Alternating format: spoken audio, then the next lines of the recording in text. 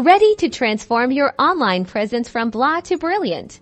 Today, we're diving into creating a stunning landing page using the power of Google Sites, no coding required. First, head over to Google Sites and click the plus sign to start a new site. Think of this as your digital canvas. Now, let's give your page a name that reflects your campaign or offer.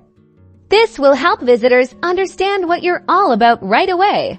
Next, it's time to add content. Use the Insert tab on the right-hand side to drag and drop text boxes, images, and buttons onto your page. Craft a compelling headline that immediately grabs attention and communicates the main benefit of your offer. Keep it short, punchy, and to the point. Use visuals that pop, include high-quality images or videos that are directly related to your product or service.